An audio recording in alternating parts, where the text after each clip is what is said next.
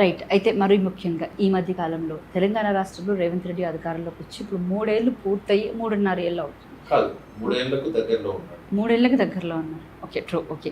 So ఈ 3 ఏళ్ల కాలం పాటు జీడిపి కానివ్వండి, అభివృద్ధి కానివ్వండి రోజు రోజుకి డౌన్ అవుతుందని అంటున్నారు. ఇంకో పక్క నుంచి అటు ఆంధ్రప్రదేశ్ రోజు రోజుకి అభివృద్ధి వైపు ముందుకెళ్తుంది.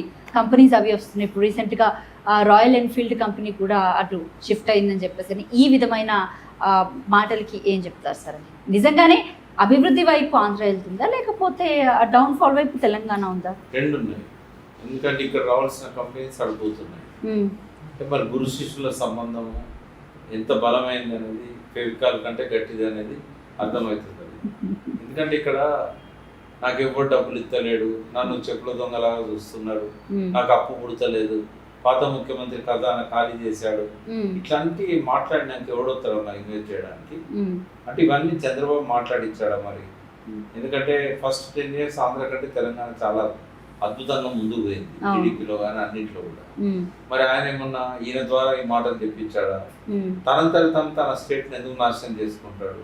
మీరు అన్నట్టు గ్రోత్ రేట్ ఒక మంచి పునాది కేసీఆర్ గారు నిర్మించాడు. జస్ట్ 29,000 కోట్లు ఉన్న ట్యాక్స్ ఆదాయాన్ని 1,12,000 కోట్లకు తీసుకుపోయాడు. 96,000 రూపాయల ఆదాయం తలసరి ఆదాయం వస్తే 3 లక్షలు దాటించాడు. 3.5 లక్షల కోట్ల జిఎస్డిపిని 14-15 లక్షలు తీసుకెళ్లారు. ఆ పునాది మీద గ్రో అవుతున్నది, కానీ గ్రోత్ రేట్ అనేది అప్పుడున్నంత వేగంగా లేదు, అతిరోగమన దిశలో ఉంది.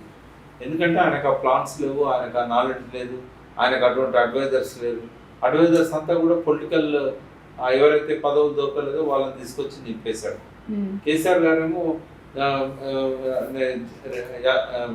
రెడ్డి గారు అని ఉండేది, మన జిఆర్ రెడ్డి, ఆయన ఏంటంటే మన ఫైనాన్స్ అడ్వైజర్ ఉండేది.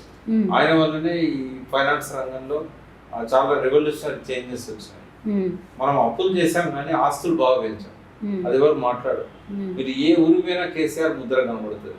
ఒక మిషన్ కాకతీయ చెరువు ఉంటుంది, ఒక మిషన్ భగీరథ నల్లా ఉంటది ఇంటింటికి, ఎక్కడ చూసినా కూడా ఏ గుడ్డల మీద చూసినా మిషన్ భగీరథ ట్యాంక్స్ కనబడతా ఉంటాయి.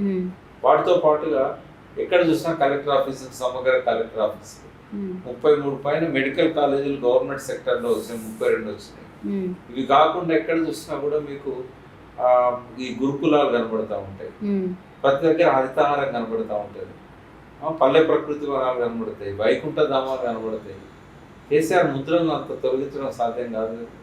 అంటే ఈ అప్పులు తెచ్చాడు కానీ సంక్షేమానికి పెట్టాడు, అభివృద్ధికి పెట్టాడు.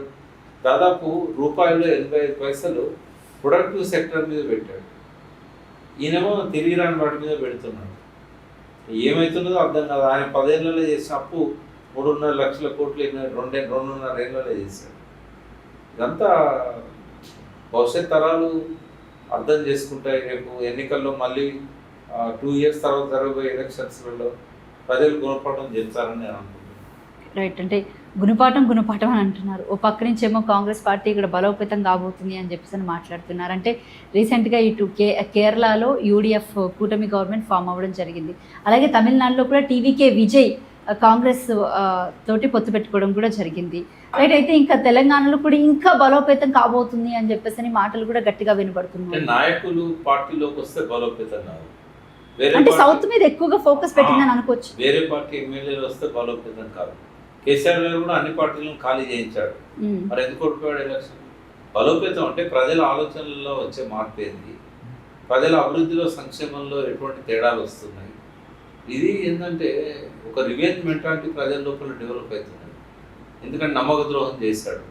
కేసీఆర్ గారి కంటే ఎక్కువ ఇస్తా అన్నాడు, కనీసం కేసీఆర్ గారు ఇచ్చినవి కూడా ఇస్తలేడు కదా. ఆయన రైతు బంధు ఇచ్చాడు, రైతు భరోసాను పెట్టి నేను 7,500 ఇస్తాను, 2 పంటలకు కలిపి 15,000 ఇస్తా అన్నాడు. 15,000 ఇవ్వకపోయినా పర్లేదు, ఆయన ఇచ్చిన 5,000 ఇచ్చినా కూడా రేవంత్ రెడ్డిని మన్నిస్తారు. కానీ అది కూడా చేయలేదు. ఎవరు నమ్ముతారు? అప్పులపాలు చేసినట్టు మనం కూడా అప్పులపాలు అయినావు కదా. ఆయన 3.5 లక్షల కోట్లు అప్పయిందని పార్లమెంట్లో చెప్పారు. మరి నువ్వు 3.5 లక్షల కోట్లు 2 ఏళ్ళలో చేసినావు కదా. ఆయన 9 ఏళ్ళలో చేసినావు. ఆయన కాళేశ్వరం కట్టి నువ్వు ఏ ప్రాజెక్టు పెట్టినావు? ఇప్పుడు ఆయన ఎన్నో ప్రాజెక్టులు చూపెట్టవచ్చు కేసీఆర్ చేసిన, నువ్వు ఏ ప్రాజెక్ట్ చేసినావు?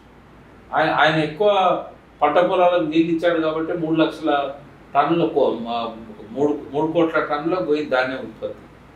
మరి నువ్వు అదనంగా చేసింది ఏంటి? ఇప్పటికీ అదే 3 కోట్ల టన్నులు నువ్వు చూపెడుతున్నావు కదా. అదివరకు ఎంత ఉండే 45 లక్షల టన్నులు ఉండే. మరి కేసీఆర్ అవన్నీ చేసింది కాబట్టి కదా 3 కోట్ల టన్నులు పోయింది. నువ్వేమైనా అదనంగా చేసావు? ఇవన్నీ కూడా ఏంటంటే ప్రజలకు అర్థమైతే అమ్మా.